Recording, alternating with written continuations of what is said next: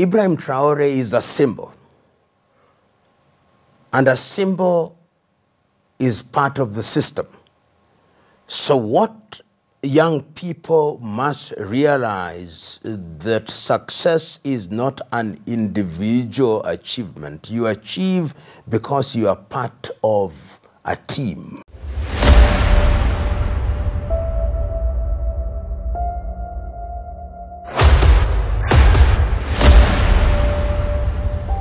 This is the journey to one Africa. The current situation in Burkina Faso must be understood in the context of history. And that history, in my view, starts from 1983 with the emergence of Thomas Sankara. When Thomas Sankara took power in what was then Upper Volta, he changed the name of the country to Burkina Faso, the land of the upright men. That was seen as a revolution, and many things happened under the leadership of Thomas Sankara, until he was eliminated in 1987. We now know that one of the people who participated was a close compatriot who became the President Blaise Compaoré, and that is in the public domain.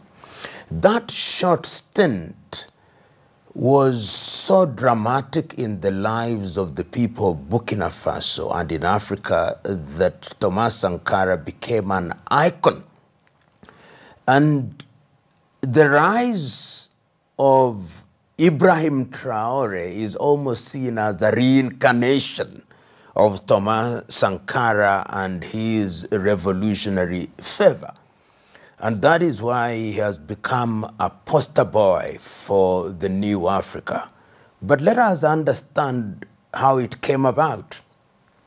In the year 2022, in the month of January, the government of Roch Marc Christian Kabore was overthrown in January. And part of the accusation against the Kabore administration was that they had failed to eliminate the Islamic insurgency in the northern part of Burkina Faso. But Kabore did not stay in power for too long. In the month of September, in fact, in the month of September, the administration that had overthrown Kabore in January, that was the administration of Paul Henry Sandaogo Damiba. That is the administration that overthrew Kabore. He himself was to be overthrown in the month of September, the year 2022, by Ibrahim Traoré and his colleagues. And the reason why I think Traoré then very quickly became the poster boy was because of the decisions that he made to sever ties with France. His language was that we had remained a neo-colonial state for too long. Re-echoing what Thomas Sankara had said, his language was that we must have our own resources. If it is our uranium, let us use our uranium. If it is feeding ourselves, let us engage in agriculture that is going to feed our people. Let us ensure that we, the Burkinabe, are doing things that are in the interest of the Burkinabe and therefore in the larger interest of the continent of Africa. And it also came at a time when there is general disillusionment with the ballot. Africans had been persuaded, particularly after the collapse of the Berlin Wall, that this thing called democracy as defined by the West was the alpha and omega of good governance. You had to have multi-party politics, you had to have periodic elections, and people went to the ballot. In many cases, the ballot was not very useful because the vote was stolen. And if it was not stolen, the people who emerged from the ballot did not do anything for the people. So the people wanted drama, the people wanted change, the people wanted sound rhetoric, the people wanted Pan-African rhetoric. And in many ways, Ibrahim Traoré, as it stands now, represents that. But remember, his administration has only been in power for 3 years. In the life of a nation, that is a very short time. And one may say the beginning is good, but the journey is still long. Once again, when one continues that conversation, I want us to remember that in the year 2014, in Malabo, in Equatorial Guinea, African heads of states and government came up with the Malabo Protocol that outlawed unconstitutional changes of power. And in that context, unconstitutional changes of power had to be defined, and they were defined under the Malabo Declaration of the year 2022, where the African heads of state not only reiterated what had been said in 2014, but also formed the African Court on Human and People's Rights and said unconstitutional change of power means this: acquiring power by a coup d'etat, 2, refusing to hand over power when you have lost an election, and 3, tampering with constitutional processes to extend one's life in office. So to the outside world, to your typical African leader, including the African Union, the rise to power of Ibrahim Traoré is seen as unconstitutional change of power and rise to power. And that is why Burkina Faso, alongside Niger and Mali, have been suspended from the activities of the African Union. Why then are the people of Africa celebrating those who have acquired power in what other African leaders are calling unconstitutional change of power? Why is it that people who are described by the Western media and by African media as leading military juntas have become so unpopular? The reason is not far to seek. They have seen the so-called democratically elected leaders in different parts of Africa. They are corrupt. Some of them are murderous. And some of them are plain anti-people because they don't do that which is in the interest of the people. The people of Africa have seen how people who are in power retain and extend their stay in power for unnecessarily long when they are delivering nothing. And Ibrahim Traoré's administration presents a hope, presents in the view of particularly young Africans a light at the end of the tunnel.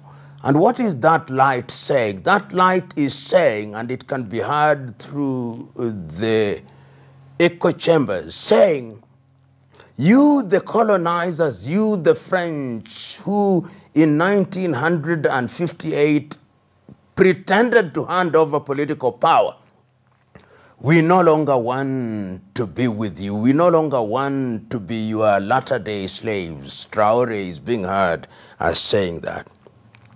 Traoré is being heard as saying, you, the neo-colonizers who have given us the short hand of the stick, you reap where you have not sown. You take our uranium, you take our resources, you take our minerals, and you give us a pittance. You are not going to do it anymore. You, the colonizers who handed over to us systems of governance that cannot work, including electoral commissions, including printing ballots in your own countries, including printing paper currency in your own countries, we will not allow you. He is saying that. You, the colonizers who, when we want to liberate ourselves, you create insurgency, you sow seeds of discord within our ranks, we are not going to allow you to do that. You, the African Union, who ought to be protecting us as Africans, you ECOWAS who ought to be protecting us as Africans, you too appear to be mere lapdogs of the international order, particularly the West. To the extent that he is saying that, he is striking the right chords of a dissatisfied, disillusioned people in the continent of Africa, and their wish and desire is that there is a new dawn. A new dawn where governance will be different. A new dawn where governance will be people-centered. A new dawn where the umbilical cord between the colonizer and the free peoples will be severed. That is what, in the minds of many, Ibrahim Traoré represents, and that is his appeal. Remember, throughout history, people, and this is human, always want symbols of what they are fighting about. In the struggle for independence, if you look at other nations, in Ghana it was Nkrumah, in Tanzania it was Nyerere, in Zambia it was Kaunda, in Malawi it was Banda, in Mozambique it was Machel, Angola it was Neto. But this is now big because Traoré has come at a time when there is what I call African Renaissance, and people want things that are pan-African to defy what happened in Berlin in 1884 and 1885. That is what is happening. He is that symbol.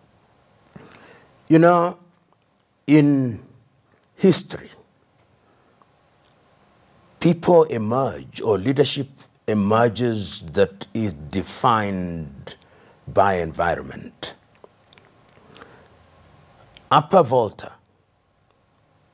had been one of the French colonies that was seen to be wedded to the Paris government, almost in the class of La Côte d'Ivoire or Senegal at one time.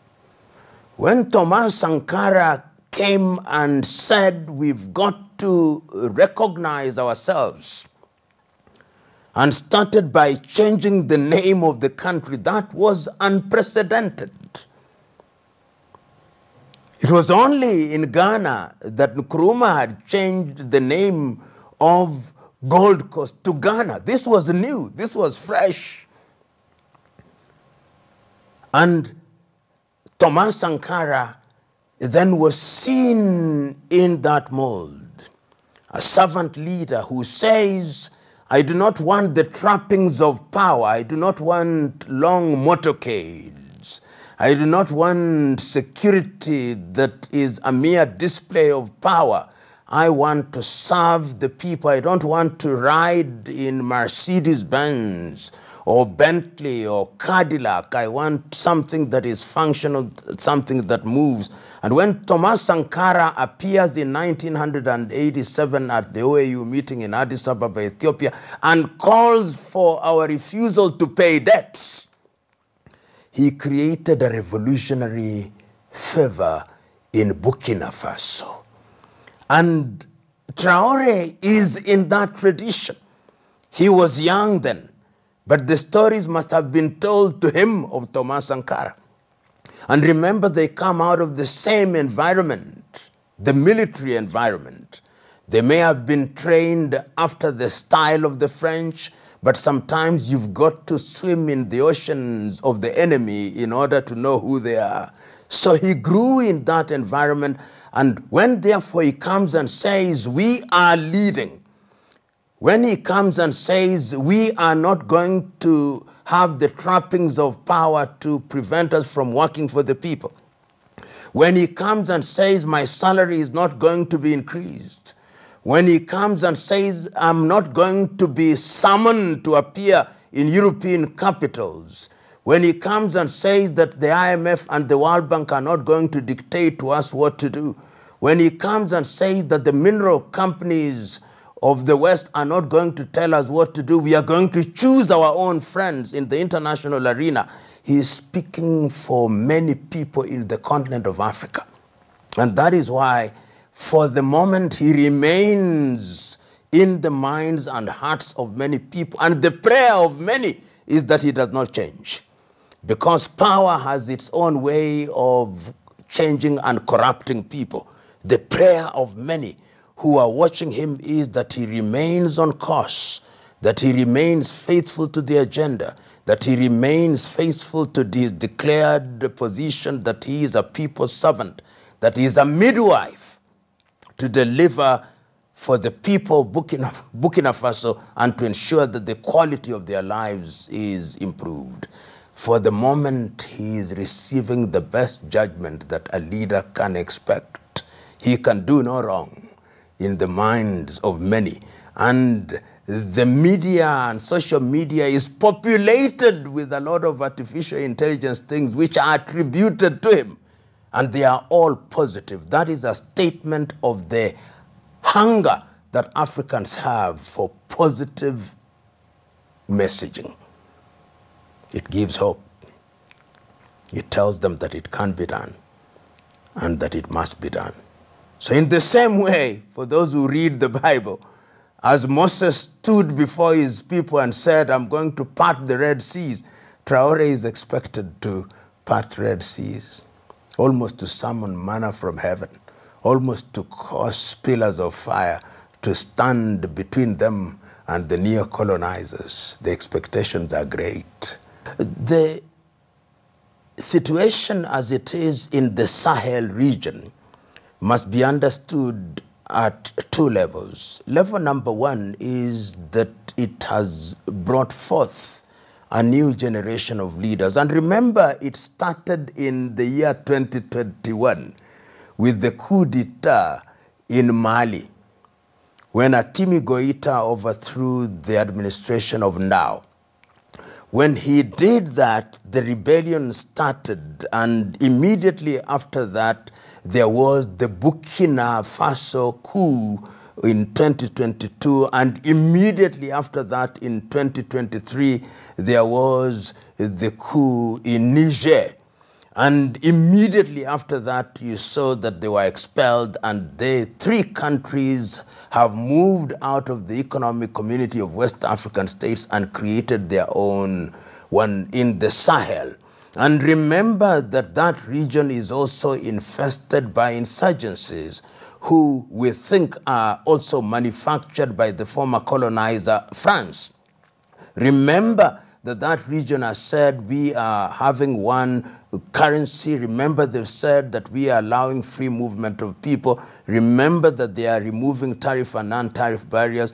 Remember that the French have also ensured that their kin and kith in the West are hostile to those administrations and, of course, by extension, hostile to Burkina Faso. Remember that they were exploiting the uranium. Remember they were exploiting their minerals. Remember that they saw these as satellite states. And it is for that reason why Russia became attractive as a trusted ally. And many in the West sometimes don't understand why Russia is attractive as an alternative to the Western countries. The history is long, but let us cut it short. Russia was not a colonizer. Despite attempts by some Western historians to say that they attempted to colonize in Africa, they did not. So there is no colony of Russia. And even when the Soviet Union existed prior to the collapse of the Soviet Union in 1989, and we use the word Russia as if it was the same as the Soviet Union. At least that is what happened in many parts of Africa. And what did they do? They were seen in the early days to be positive supporters of African initiatives. In Egypt, during the administration of Gamal Abdel Nasser, when the West had refused to build the Aswan High Dam, it is the Russians who came. In Ghana, the Russians were friendly to Kwame Nkrumah, of course, then a Soviet Union. In the Democratic Republic of Congo, when the UN had refused and or failed to come in aid of Patrice Emery Lumumba, it is the Russians who are called, and then Lumumba was called a communist. So the Russians were also present in Angola to support NATO. They were present in Mozambique to support Mondlane and Machel. They were present in Zimbabwe to support Nkomo and Mugabe. They were present to support the African National Congress in South Africa. Their presence in Africa has been seen as positive, and they have been seen as a friend who does not want to humiliate and dominate. They may have their interest in having minerals, they may have their interest, as indeed every country does, but they are people you can call friends, not fair weather friends. And it is in that context that then they become a natural choice for two reasons. One, historical. Secondly, because they have the military wherewithal. Remember that this world is the law of the jungle. And if you have a friend who is feared by your enemy, then that does guarantee your security. And it's that context, therefore, that you see Russia have become, in many ways, the protectors of this administration at the request of the administration. Because if it were not so, history tells us that you can be eliminated. And we have had many rumors of attempts at the life of Ibrahim Traoré. And these colonizers, they don't do so directly. They use your very own. They create fifth columnists within your very own system. And if you had any doubt, how did they eliminate Thomas Isidore Noel Sankara? Through the people that he thought were his friends. In Kiswahili we say, kikulacho kingoni mwako. That which bites you is inside the clothes that you wear. And that is why you need friends who will stand by you, come rain or shine. And for the moment, the Russians have demonstrated that they are such friends. When one talks about friendship, particularly in this harsh world where in truth it can be said there is a new scramble for Africa, in this harsh world where the European powers, former colonizers, are losing their territory and influence one by one, in this harsh world where the Western countries, the conceptual West, believe that they are losing their territories to Russia and China, to be a friend of Russia is to invite enemies from the West. And that is why you see, using even African institutions, they threaten Burkina Faso, they threaten Mali, they threaten Niger, using different methods. They try to ensure that they drain water out of your pond so that you cannot survive. So in the short to medium term, it is going to be a difficult time. Difficult because they'll try to choke you. They'll try to ensure that they create an environment where your people rise up against you. They'll try to ensure that there is dissatisfaction. So going forward, what I would myself suggest is that the engagement be structured and be beyond human beings. Human beings can only exist for so long. But in order to ensure that friendship is guaranteed, the friendship between Burkina Faso and Russia must look beyond Traoré and beyond Putin. And that can be done by ensuring that the engagements are of mutual strategic interest for the countries, so that if it is in agriculture, if it is in the mining sector, if it is in tourism, if it is military, then those structures are put in place, and 100 years from today, holding all factors constant, they can survive those who entered into them as agreements. You know, when Traoré came to power, and let us retrace the history again, that he came to power after Compaoré had been removed and had sought asylum outside of the country, I think in La Côte d'Ivoire. He came to power after Jean-Marc Christian Kabore's administration had been taken away. He came to power after Damiba had been taken away. And when he came and he appeared to be relieving and reviving what I call the Sankaraist philosophy, he became an immediate enemy of Paris, led by Macron. And Macron, you see, has carried himself almost as the latter-day Napoleon Bonaparte. To the extent that he has done so, anybody who is not towing the line, Macron, I think, sees himself, and this is subject to debate, not only as Napoleon Bonaparte, but also as Charles de Gaulle.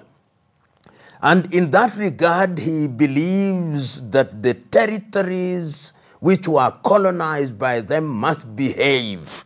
Remember in 1958, after the yes-no vote, in which case only Sékou Touré of Guinea voted no, they used to refer to former French colonies as territoire de haute mer. These are our foreign territories in the distant land. So when you break loose, as Burkina did, says, what is happening here? Who do they think they are? Do they think they can withstand France? So it is personal anger. It is ego that has been hurt, and that can be dangerous. Hence, the reaction that you see from Paris. In other words, from the standpoint of Paris, Ibrahim Traoré and his compatriots are giving a bad example to otherwise good boys and girls.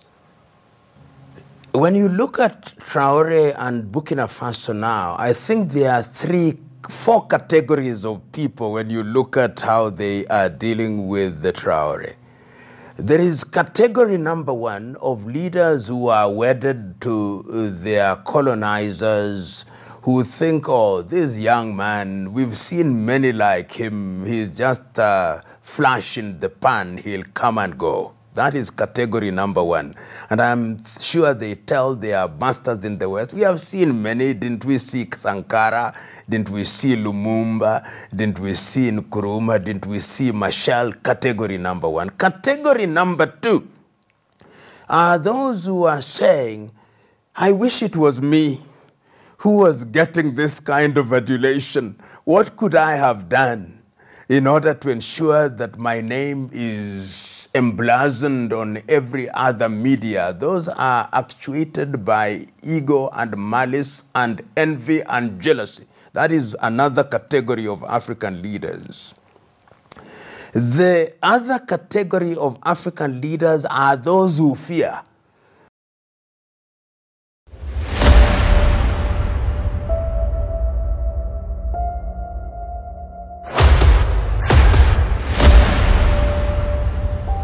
This is the journey to one Africa.